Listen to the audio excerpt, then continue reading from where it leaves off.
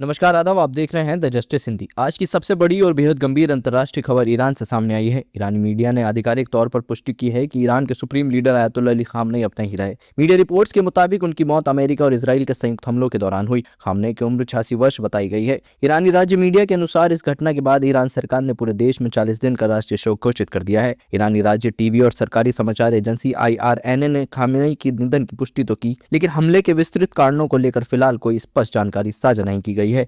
बताया जा रहा है कि अमेरिका इसराइल के संयुक्त हमलों में खामनेई की जान चली गई। इस हमले के बाद अमेरिका के राष्ट्रपति डोनाल्ड ट्रंप ने भी उनकी मौत को लेकर बयान दिया। ट्रंप ने सोशल मीडिया पर लिखा कि खामनेई इतिहास के सबसे बुरे लोगों में से एक थे और उनकी मौत ईरान के लोगों के लिए एक नई संभावना है जिससे ईरान अपने देश को दोबारा हासिल कर सकता है। ईरानी सरकारी मीडिया का यह भी दावा है कि इन हमलों में खामनेई के परिवार के कई अन्य सदस्य, जिनमें उनकी बेटी, पोते, बहू और दामाद भी शामिल हैं। इस खबर के बाद ईरान के इस्लामिक गणराज्य के भविष्य, सत्ता संरचना और क्षेत्रीय स्थिरता को लेकर बड़े सवाल खड़े हो गए हैं। खामनेई की मौत के बाद ईरान ने पलटवार की चेतावनी दी है। रिपोर्ट्स के अनुसार ईरान ने जवाबी कार्रवाई करते हुए इसराइल और अमेरिका सैन्य ठिकानों की ओर मिसाइलें और ड्रोन दागे हैं, जिससे पूरे मध्य पूर्व में तनाव और गहरा गया है। अली खामनेई का जन्म 19 अप्रैल 1939 को ईरान के धार्मिक शहर मशहद में हुआ था। मशहद 12 इमामी शिया मुसलमानों के लिए बेहद पवित्र शहर माना जाता है, क्योंकि यहाँ 8वें इमाम अली अल रजा की दरगाह स्थित है। बचपन से ही खामनेई का झुकाव धार्मिक शिक्षा की ओर रहा। बाद में उन्होंने ईरान के प्रमुख धार्मिक केंद्र क्रुम में उच्च इस्लामी शिक्षा हासिल की। यहीं उन्होंने उस दौर के सबसे प्रभावशाली शिया विद्वानों से शिक्षा ली,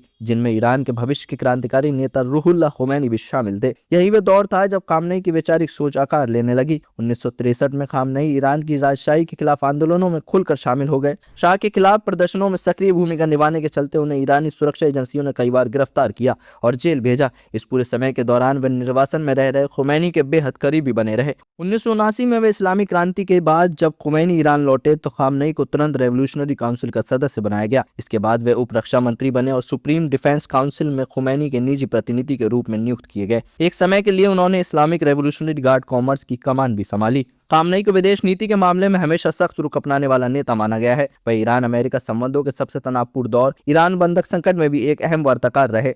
नई इस्लामिक रिपब्लिक की राजनीति में वह शुरू से ही पूरी तरह डूबे हुए थे। वह खुमैनी के प्रबल समर्थक और विलायत फकीह यानी धार्मिक फकीह के शासन के कट्टर पक्षधर थे।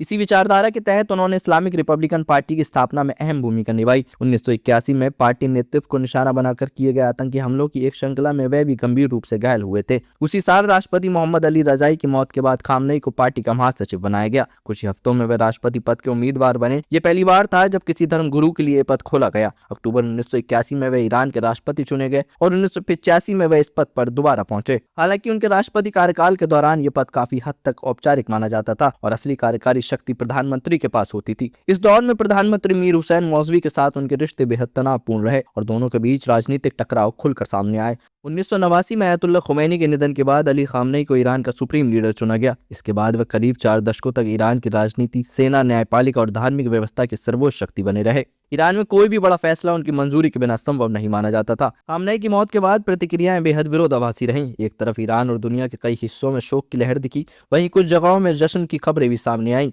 ईरान के भीतर सेंट्रल ईरान के इस्फहान शहर में लोग इमाम स्क्वायर पर इकट्ठा होकर अमेरिका इजराइल हमलों का विरोध करते और खामनेई की मौत पर दुख जताते नजर आए। इस घटना की गूंज भारत तक पहुंची।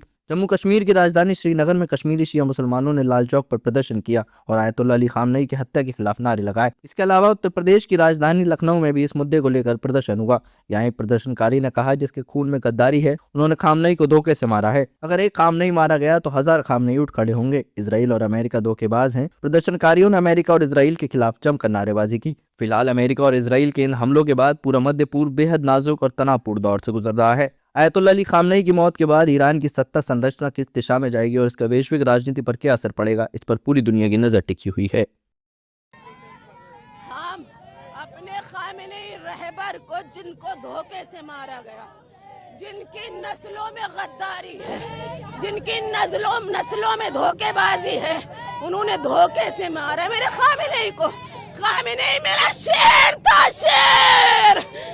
कल भी शेर था, आज भी शेर है, कयामत तक शेर रहेगा। एक खामेनेई मरेगा, 1000 खामेनेई ऊपर। हम माँ ने बेटे जने कुर्बानियां देने के लिए।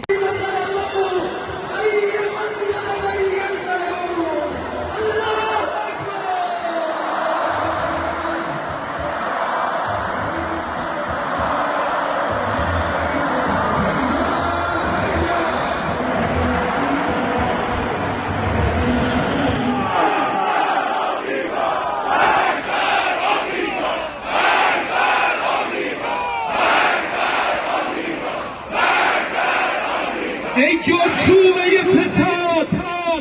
Ey coşuyor ve fesat.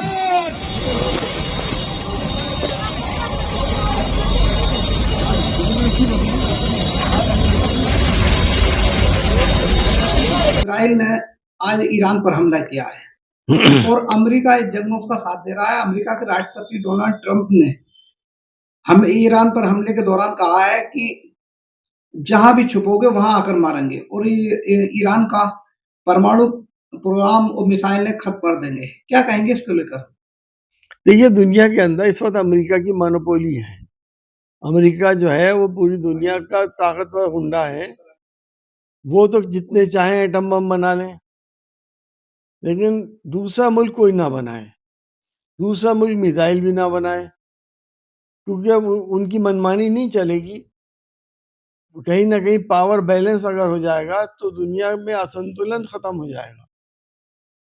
तो इसी के हवाले से अमेरिका ने ईरान के ऊपर हमला करा है और जाहिर सी बात है अमेरिका बहुत बड़ी ताकत है और सभी को मालूम है कि इस जंग का अंजाम क्या होगा।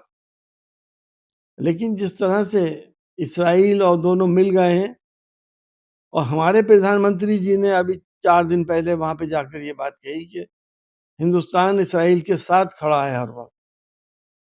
इससे हम सब लोगों की बहुत दिल आज़ारी भी होती है और हमारी फॉरेन पॉलिसी क्या अब बदल गई कि अब हम फ़लस्तीन के साथ ना देकर इसराइल के साथ खड़े होंगे। अच्छा, ऐसे हालात में अमेरिका के राष्ट्रपति धमकी दे रहे हैं। तो वो तो धमकाते हैं ही। आपने देखा नहीं कि जब ऑपरेशन सिंदूर किया था तो उन्होंने धमका दिया हमारे प्रधानमंत्री जी को। अब उन्हीं के कहने पे मुझे ऐसा शुबा होता है कि कोई खिचड़ी पकड़ी थी जो हमारे प्रधानमंत्री जी इसराइल गए थे और उसके 48 घंटे बाद या तीसरे दिन जो है आज ये जंग शुरू हो गई। तो हम कठपुतली क्यों बन गए किसी के हाथों की? हम एक सॉवरेन देश हैं और नॉन अलाइन्ड देश हैं। हमें अपने देश का सम्मान और अपने देश की इज्जत को बरकरार रखना चाहिए। आखिरी सवाल ये, खाड़ी में ऐसे युद्ध की का आमतौर पर क्या इम्पैक्ट पड़ने वाला है? देखिए, तेल की लड़ाई है, ईरान के पास भी बहुत बड़ा भंडार है और मिडिल ईस्ट में भी तेल का बहुत बड़े भंडार हैं। अमेरिका को पैसे की हविस है। आपने वेनेजुएला का देखा, उसके साथ कितनी बड़ी ज़्यादती करी दुनिया के सबसे बड़े डकैत ने और वहाँ के प्रेसिडेंट को उठा के ले गया। उसका बेचारे का अभी आता पता हमें नहीं मालूम क्या किस हाल में है।